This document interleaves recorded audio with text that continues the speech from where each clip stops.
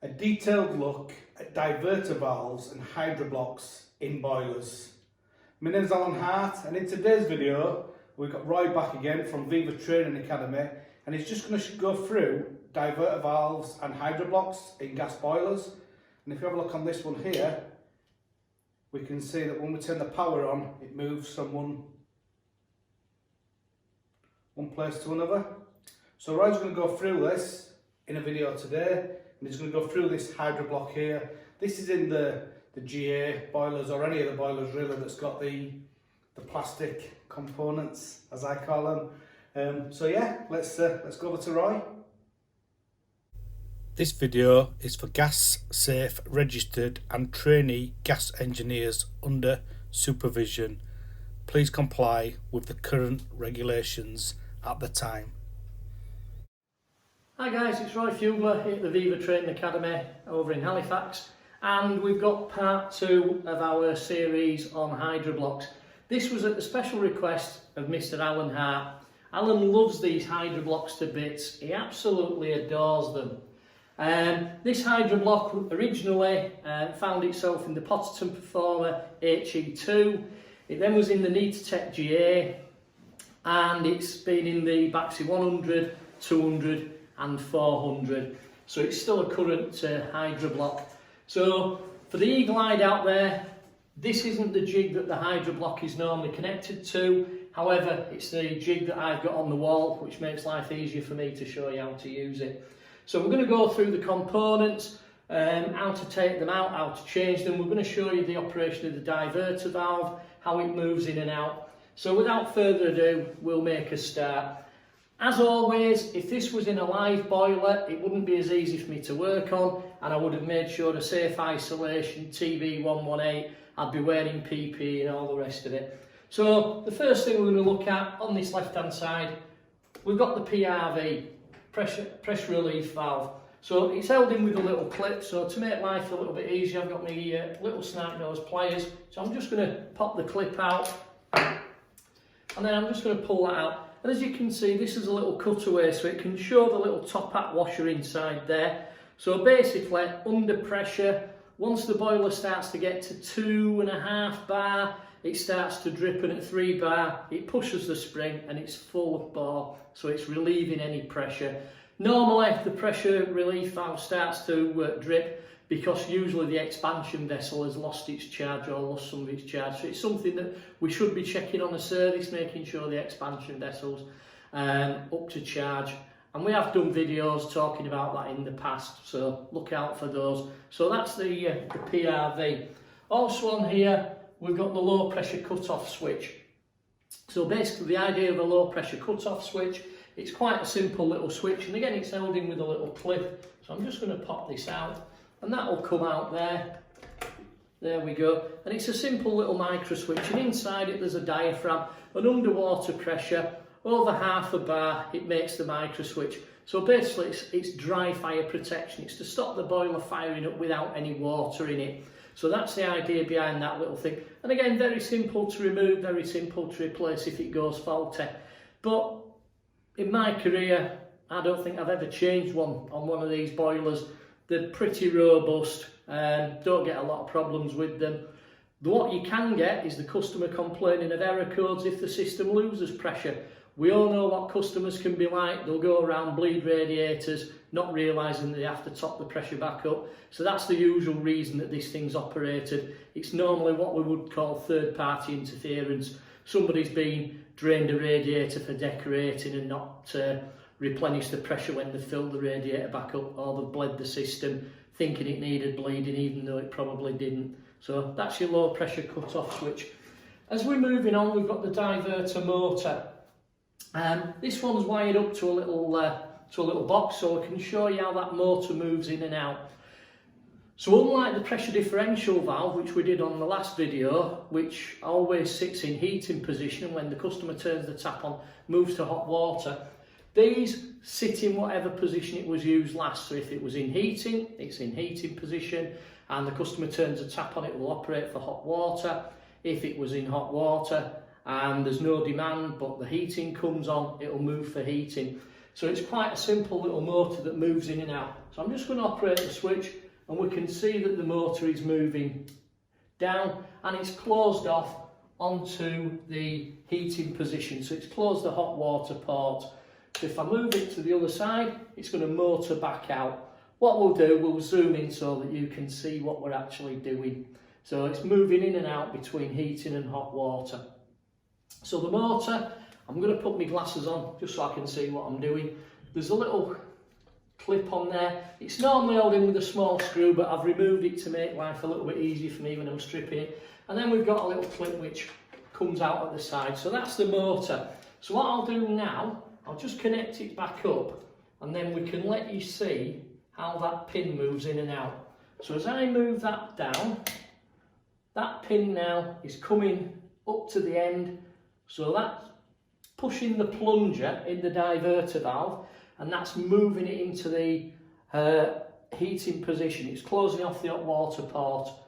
Then if I move that switch back, it's falling back in, so it motors in and motors out. It's actually got two live connections in there and a neutral connection. So it motors down, motors back. So it's not like on the heating system where you have a zone valve which is spring return, so the power goes off and it springs back and shuts the valve. So that's the motor head. I'll come back to that shortly, I'll need that in a minute or two.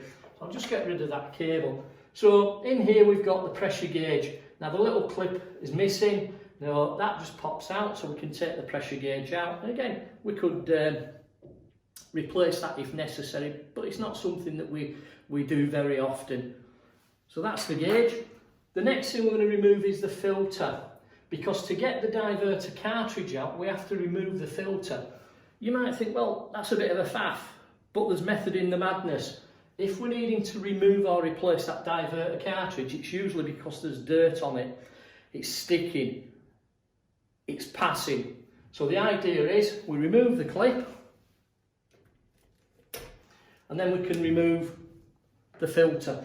Now, a little tip, I like to use the clip, and instead of putting it into the groove, if I just pop it round the back of it and just ease it, and I know some of you are going to pick up, this isn't the real world, we're not stuck in a cupboard on a Friday afternoon at 4:05. It's never had water in this hydroblock, so it will be a little bit more difficult out on the patch, but this is just to give you an idea of how to access those components. We're not saying it's going to be really easy to work on out in the field. So we're going to pop that out, and as you can see there's a little filter on the bottom of it. It's quite a coarse filter, but obviously modern boilers now, we tend to put system filters on there, so it's not going to be used that often. So that's that little fella. So we've got that out the way. So the next thing, we've got the clip which holds the diverter cartridge in, so we just slide that out. That clip's come out. Obviously you've probably noticed there's no pump in there. I've took the pump out for clarity so you can see. Now, a really good tip, to remove that cartridge, I've seen people struggle, put screwdrivers in and all sorts of things, but if you get the diverter motor, you pop that back in, clip it in there, and you use that to pull, and I know this was a little bit easier than you probably find out in patch. It allows you to get a grip on it. What I've done in the past is when the pump's there, I've used my two thumbs to lever on the pump, and then we can take that cartridge out. So that's the cartridge, so that can be replaced. Now, if you do take one of these out and you forget which orientation it's in, I've seen people struggle to put them back in because there's a cut out there on the manifold, and there's a large peg, and it looks as if that's the way that it should go in. It looks like it should fit in there, and it lends itself to go in, but if you push it, it won't go in all the way, because the little peg which is on the bottom at the 6 o'clock should actually be at the 12 o'clock because there's a deeper ridge. So basically it's turned round, and that large peg always goes to the 3 o'clock. I always work by the hours of the clock. Once you pop that in the right place, that slides in and it allows the clip. If you do get one in and you find that you're struggling to get the diverter motor in there, the clip always goes from right to left or left to right. If it's going up or down horizontally, vertically, you've got it in the wrong place. Now I have had people do that, they've managed to force them in, but then they're damaging things. So that's the diverter motor, cartridge. So next thing we're going to look at is the Hall effect sensor, the hot water flow switch.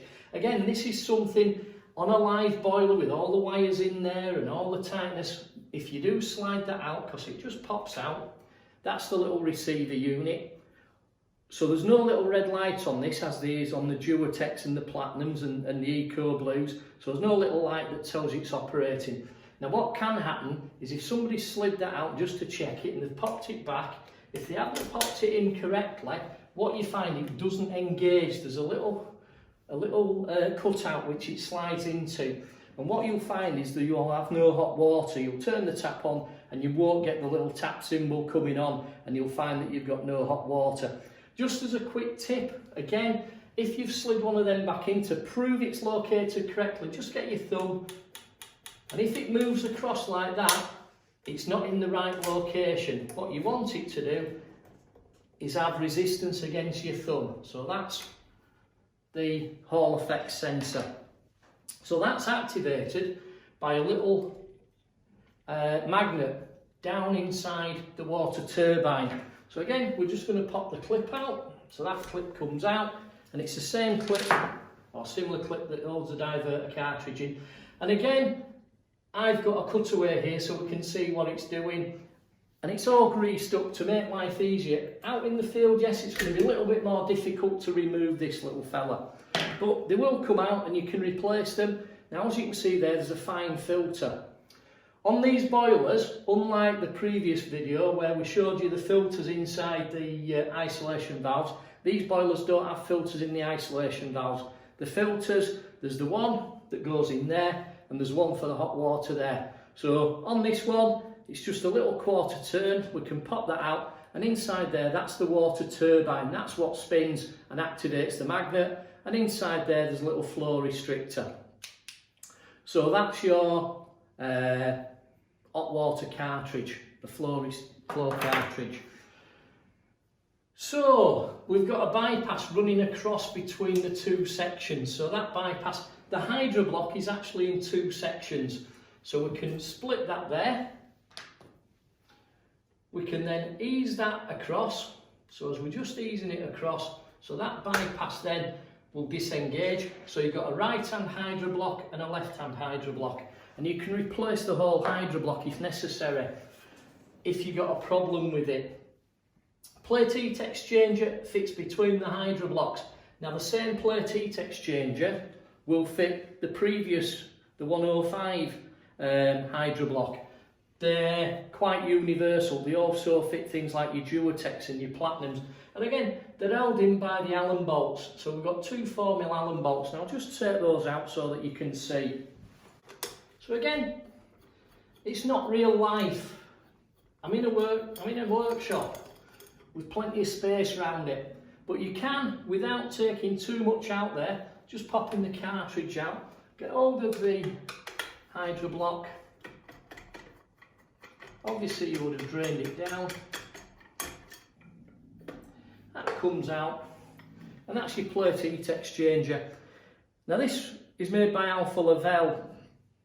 There's 2 or 3 plate heat exchanger manufacturers. Baxi tend to use either Alfa Laval or Zilmet. And on the Alfa Laval, there's a little symbol there. It's a schematic drawing of a diverter valve. There's an arrow, so it's going, that's the side where the diverter valve goes. Obviously, on the previous Hydroblock, the diverter valve was on the left-hand side. So in that case, that will be going that way, and it points in the right direction. You can't really put these in wrong, because you've got an offset connection and a centralised connection. So that connection is in between the two holes, that one's slightly offset. So if you did put it in, what you'd end up with, and tighten it up, and you turn the water on, you end up with an indoor water feature, unfortunately. So always make sure you pop it in the right way. On the other plate heat exchanger, the Zilmet one, it tends to have an arrow pointing up, and it says up, which is pretty straightforward, even for somebody like me. So that's that Hydroblock there. So we'll pop that down. So that's been part 2.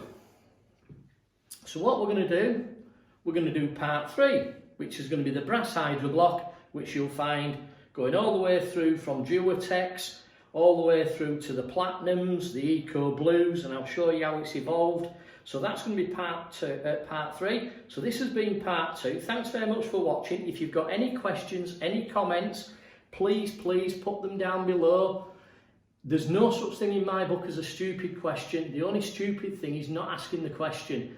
I'll guarantee you that there will be somebody that wants to ask the same question. They just haven't got the confidence to ask it. We're not going to criticise. Me and Alan's been doing the job quite a long time, but every day is a school day. We're still learning. We're still getting things pointed out. And thanks very much for anybody that comments. I'm getting on a bit. I do sometimes have senior moments, so thanks very much if I do make a mistake for letting me know. I appreciate it. So thanks very much for watching part 2. We'll see you for part 3. Thanks very much. Bye-bye. Thank you very much for that, Roy, and once again thank you to Viva Training Academy for helping us put together what I believe is absolutely amazing videos.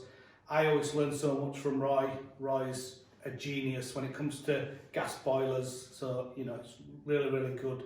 So thank you to Roy and thank you to Viva. If you've got any questions, please ask them in the comments below, and if there's any other type of videos that you want, again, put some comments below, and as always, if you could put some thumbs up on the video, that would also be really helpful. Until next time, thanks very much.